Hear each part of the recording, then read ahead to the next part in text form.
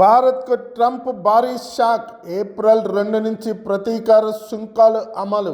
అగ్రరాజ్యం అమెరికా అధ్యక్షుడిగా రెండోసారి పదవీ బాధ్యతలు చేపట్టిన తర్వాత నుంచి డొనాల్డ్ ట్రంప్ చాలా దూకుడుగా వ్యవహరిస్తున్నారు. ముఖ్యంగా అనేక దేశాలపై సుంకాలు విధిస్తూ భయపడుతున్నారు.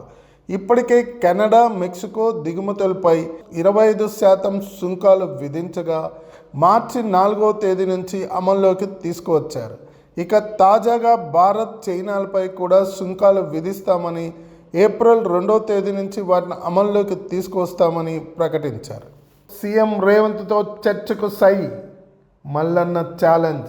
ముఖ్యమంత్రి target Teenmar Mallanna hot comment చేశారు. కులగణపై సీఎం రేవంత్ రెడ్డితో చర్చకు సిద్ధమన్నారు. పీసీసీ అధ్యక్షుడిపై ఒత్తిడి చేసిన రేవంత్ తనను సస్పెండ్ చేయించారు అంటూ మల్లన్న కామెంట్ చేశారు. కాంగ్రెస్లో అంతర్గత ప్రజాస్వామ్యం అగ్రవర్ణాలకు మాత్రమే అని వెల్లడించారు.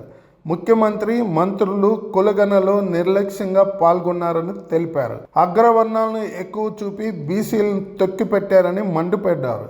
రేవంత్ రెడ్డి పదే తప్పులు మాట్లాడుతూ దొరికిపోతున్నారని అన్నారు. నా రెక్కల కష్టంతోనే కాంగ్రెస్ అధికారంలోకి వచ్చింది. కాంగ్రెస్ అధికారంలోకి రావడానికి నా పాత్ర కూడా ఉంది. కేసీఆర్ నియంత పాలనలో కాంగ్రెస్కు నా న్యూస్ ఆఫీస్ గాంధీ భవన్గా మారింది. నేను ప్రచారం చేసిన 45 నియోజకవర్గాల్లో కాంగ్రెస్ 42 సీట్లు గెలిచింది. రేవంత్కు నచ్చకున్న 2028లో బీసీ ముఖ్యమంత్రి ఖాయం. హనుమంతరావు, అంజన్ కుమార్ యాదవ్ లాంటి వాళ్లకు కాంగ్రెస్లో స్వేచ్ఛ లేదు. అధికారంలోకి వచ్చి 15 నెలలు అయినా కాంగ్రెస్ కార్యకర్తలు సంతోషంగా లేరు.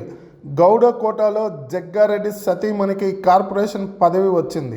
రెడ్లు పప్పు బెల్లం లెక్క కార్పొరేషన్ పదవులు పంచుకున్నారు అంటూ తీన్మార్ మల్లన్న వ్యాఖ్యలు చేశారు. అలాగే సోమాజిగూడ ప్రెస్ క్లబ్లో నిర్వహించిన మల్లన్న ప్రెస్ మీట్కు బీసీ, జేఏసీ నేతలు మద్దతు తెలిపారు. జనసేన ఎమ్మెల్యే అభ్యర్థిగా నాగబాబు పేరు ఖరారు. ఏపీలోని ఎమ్మెల్యే కోట, ఎమ్మెల్సీ ఎన్నికల్లో ఒక స్థానానికి అభ్యర్థి ఖరారు అయ్యారు. ఎమ్మెల్సీ అభ్యర్థిగా తన సోదరుడు నాగబాబు పేరును జనసేన అధినేత, డిప్యూటీ సీఎం పవన్ కళ్యాణ్ ఎంపిక చేశారు. ప్రస్తుతం జనసేన రాష్ట్ర ప్రధాన కార్యదర్శిగా నాగబాబు దక్కే పదవిపై కొంతకాలంగా అనేక రకాల ఊహాగానాలు వినిపించాయి.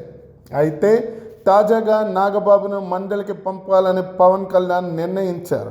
ఎమ్మెల్సీ అభ్యర్థిగా నామినేషన్ దాఖలు చేయాలని నాగబాబుకు పార్టీ సమాచారం ఇచ్చినట్లు తెలుస్తుంది. ఇటీవలే సీఎం చంద్రబాబుతో పాటు డిప్యూటీ సీఎం పవన్ కళ్యాణ్ భేటీ అయ్యారు. దాదాపు గంట పాటు సాగిన ఈ భేటీలోనే నాగబాబు అభ్యర్థిపై నిర్ణయం జరిగినట్టు సమాచారం. నాగబాబును క్యాబినెట్లో తీసుకుంటామని గతంలో సీఎం చంద్రబాబు గారు ప్రకటించిన నేపథ్యంలో ఆయన ఎమ్మెల్సీగా ఎంపిక కావడం ప్రాధాన్యత సంతరించుకుంది.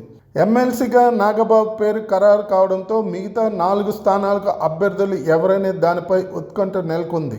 ఈ 4 స్థానాలు టీడీపీకే దక్కుతాయా లేక బీజేపీకి ఒక స్థానం కేటాయిస్తారా అన్నది ఆసక్తికరంగా మారింది. మరోవైపు టీడీపీ నుంచి ఎమ్మెల్సీ స్థానాల కోసం అనేక మంది నేతలు పోటీ పడుతున్నారు. ఎన్నికలకు ముందే ఎమ్మెల్యే టికెట్ దక్కని నేతలతో పాటు పలువురు ముఖ్య నాయకులకు ఎమ్మెల్సీగా అవకాశం ఇస్తామని టీడీపీ నాయకత్వం హామీ ఇచ్చింది. దీంతో వారిలో చాలామంది ఇప్పటికే చంద్రబాబు, లోకేష్ను కలిసి ఈ మేరకు విజ్ఞప్తి చేస్తున్నారు. ఇది ఇలా ఉంటే ఢిల్లీ వెళ్లిన సీఎం చంద్రబాబు ఎమ్మెల్సీ అభ్యర్థులపై అంశంపై కూడా బీజేపీ నాయకత్వంతో చర్చించే అవకాశం ఉందని తెలుస్తుంది.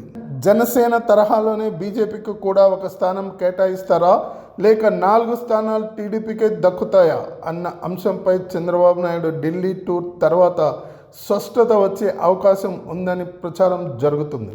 ఆయన తిరిగి వచ్చిన తర్వాత కేబినెట్ సమావేశం అనంతరం ఎమ్మెల్సీలు ఎవరనేది ప్రకటించనున్నట్లు సమాచారం. త్వరలోనే జరగబోయే కేబినెట్ సమావేశం అనంతరం ఎమ్మెల్సీలు ఎవరనేది ప్రకటిస్తారని తెలుస్తుంది.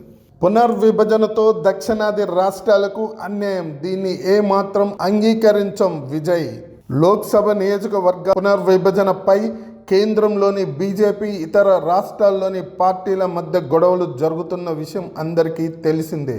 అయితే తాజాగా దీనిపై తమిళగ వెంట్రి కలగం పార్టీ అధినేత నటుడు విజయ్ షాకింగ్ కామెంట్లు చేశారు. విభజన ప్రక్రియ తాజా జనాభా లెక్కల ప్రకారం చేస్తే పార్లమెంట్లో ఉన్న దక్షిణాది రాష్ట్రాల ప్రాతినిధ్యాన్ని తగ్గిస్తుందని అన్నారు. అలాగే దీన్ని అస్సలే అంగీకరించబోమని చెప్పుకొచ్చారు. ప్రస్తుతం ఈ వ్యాఖ్యలు నెట్టింట వైరల్ అవుతున్నాయి.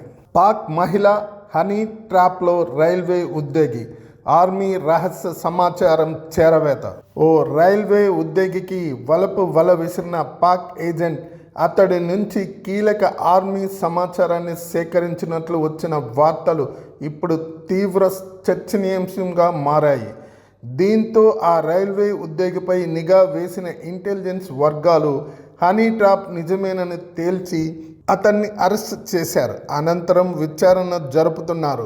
సైన్యానికి సంబంధించిన కీలకమైన రహస్య సమాచారాన్ని ఆ ఉద్యోగి పాక్ మహిళా ఏజెంట్తో పంచుకున్నట్లు తేల్చారు. దీనిపై తదితర విచారణ జరుపుతున్నారు.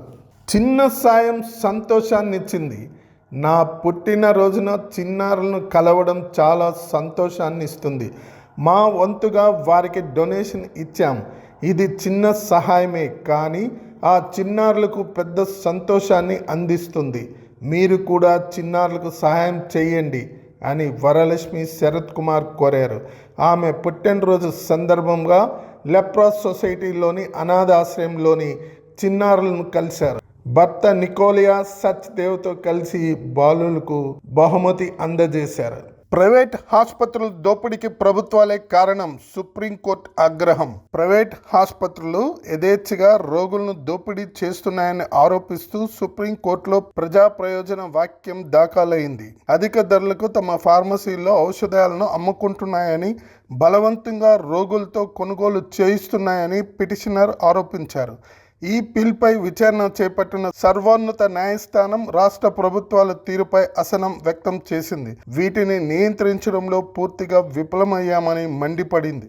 ఇదే సమయంలో ఔషధాల ధరల విషయంలో కేంద్రానికి కీలక సూచనలు చేసింది.